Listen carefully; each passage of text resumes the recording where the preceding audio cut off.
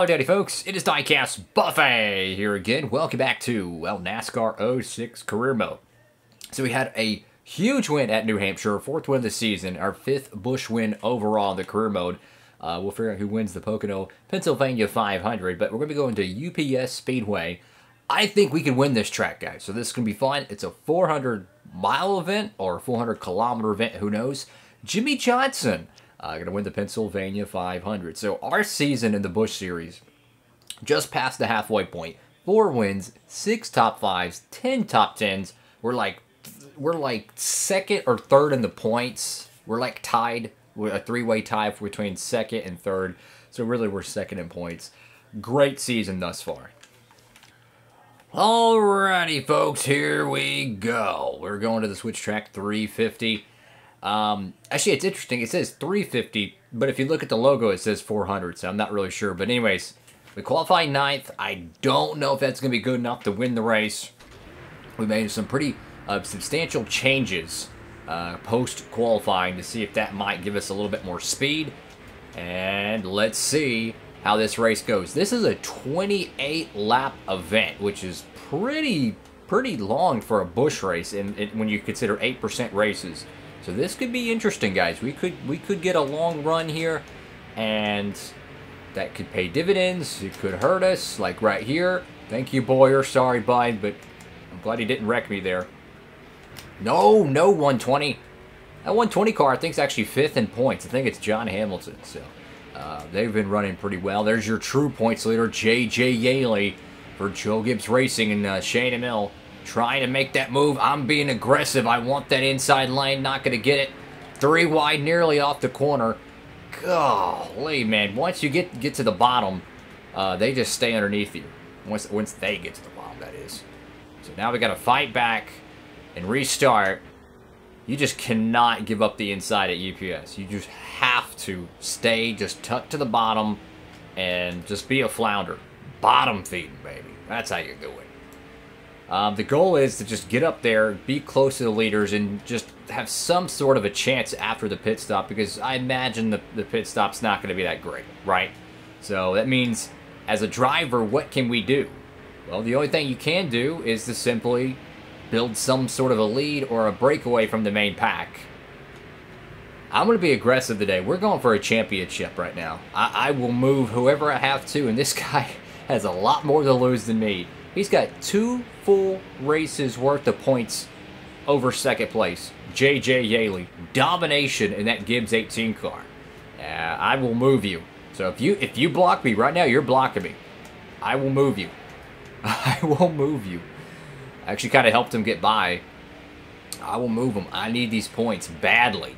And now we got Joe Gibbs Racing teammates. Their 3rd car, Denny Hamlin.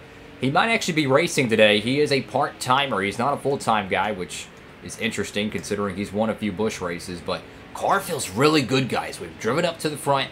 Labonte's leading, and we're getting closer and closer to that halfway. Almost said break. No, this ain't ARCA. This is Busch.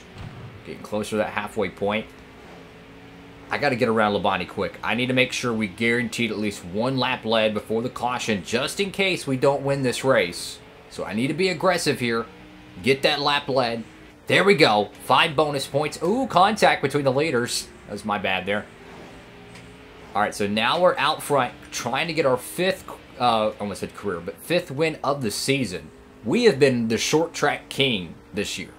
Dodge Raceway, IRP, Levi Strauss, I consider that a short track. It's definitely a wonky jaw one, right? We won New Hampshire. Race is like a short track. It's only 1 mile in length, so technically it really is kind of like a short track. And if we win here at UPS, well, this is definitely a short track. Guys are already pitting here. I want to make sure we have enough fuel, which we should. Lap 14 is the halfway point here. But here's the $1,000,000 question. When do you pit? I don't even know when to pit, guys. I'm going to keep it real. I don't even know. Do you pit now? Because our tires are not falling off as much as they should. So we have really good tire wear for this racetrack. But I kind of don't like pitting when there's a congested pit road, and the reason why is because we're going to lose so much track position getting down there, because the way the AI works if a car is scheduled to come out of its pit box while you're coming down pit road, your car is stalled, right? They stop you and you basically lose 1, 2, maybe even 3/10 of a second per car. So my point is, get a little bit of a lead like this and then come down with the pit road being clean. We don't have to deal with that and we won't lose as much. So the post-qualifying adjustments, home run. Absolutely home run. No adjustments needed on the pit stop. Oh boy, knock on wood, hope and pray to God we get a good pit stop. So we had about a second lead there. We have a clean pit road, which is going to be very, very nice because I think when Labonte and everyone comes down, they have the potential to get held up. JJ Yaley is in. If a caution comes out, we're probably going to finish outside the top 30 due to being trapped a lap down. So for us, you got to take a risk. And best pit stop of the freaking season, man. 15.6. And look at that. Labonte's going to choke us off there. Lost like 2/10 of a second. But my point is, 15.6. How about that? Someone needs to give this pit crew a raise. When they have pit stops like that, they deserve it. Just saying. When they have pit stops like that, they deserve a massive raise. Restructure my contract. Give it to the pit crew because they deserve it. Alright, so everyone's going to start cycling out here. Who's going to be the race leader? I have no idea. Could it be us? Could it be someone else? Oh, we're looking good. We're looking good. And we are the race leader. Thank you, Jesus. See, we pitted with a lapse, a 1 second advantage over second place, right? So that gave us 1 second to throw away. And then we pitted, thanks to our great tire wear and really good fuel mileage, we were able to pit late with a completely clean pit road when we came on.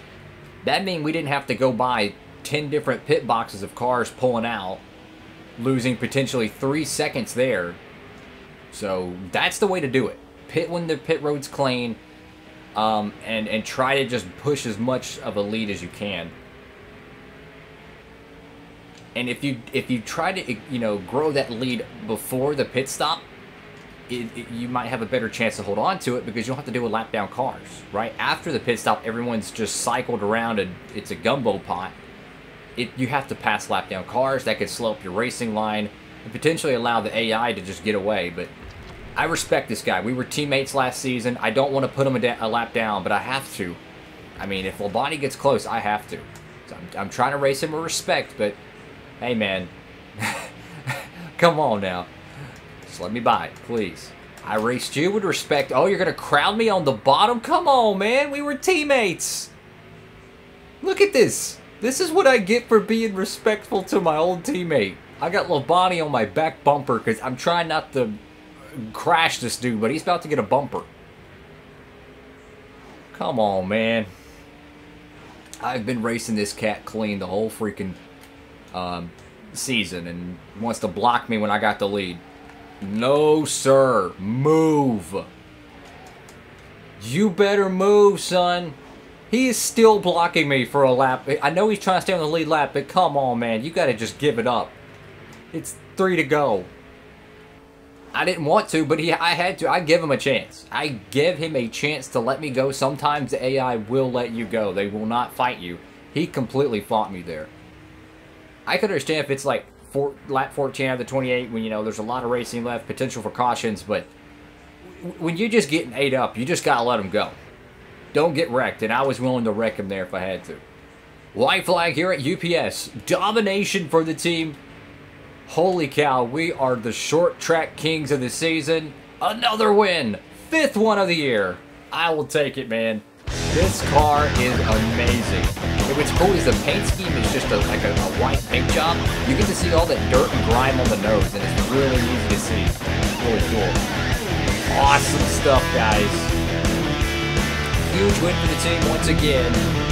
And we gain points on JJ Yaley, which is important. Trying to just keep growing that points. Lead down. Track them. Run it down, though. This was a huge win. I wanted to win this race so bad. Redemption. A little bit of damage in the back. There we go. Pull Chad Canals. Damage the car, so they can't fail inspection with us.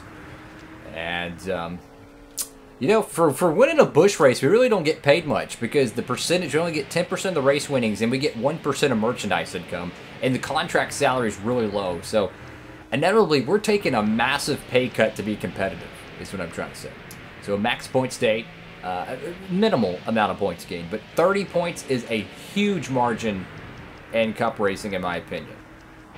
Denny Hamlin was in this race. He did finish 17th, so all three of the Joe Gibbs Racing cats were out and about.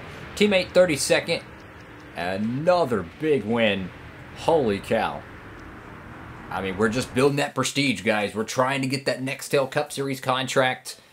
And I tell you what, we probably are the best prospect for the 2009 season. Alrighty, folks, so that's it for today's episode. The next race is going to be Old Spice Speedway, which we won this race last year. Let me check up the standings real quick. 225. We're slowly creeping on Yaley for that championship, brother. Have a great one, everybody. Make sure to like, comment, and subscribe. Diecast Buffet, signing off.